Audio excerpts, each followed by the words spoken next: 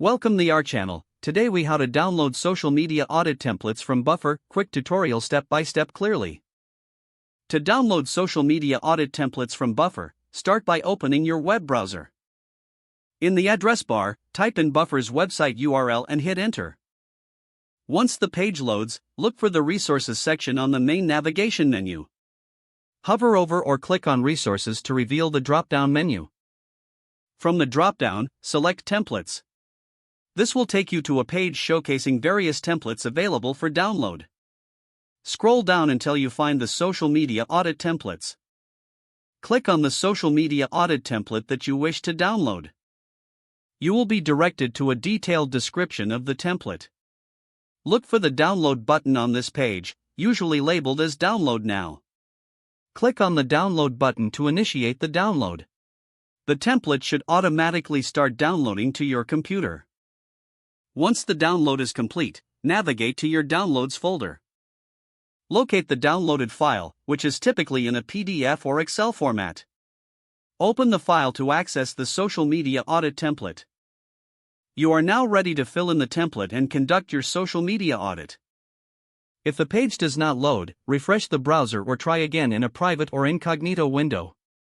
Make sure you are using the correct email address, then retype it carefully to avoid small typos. If your password is not accepted, use the reset option and create a new strong password you can remember. Check your spam folder for verification or security emails, then complete any requested confirmation steps. Enable two-factor authentication if available to improve account security and reduce unauthorized access risk. After signing in, review your profile details so your contact information and settings are accurate and current. If you see an error message, note it down and try again after restarting your device and internet connection. Log out when you finish, especially on shared devices, to keep your account and payment information secure. If the page does not load, refresh the browser or try again in a private or incognito window.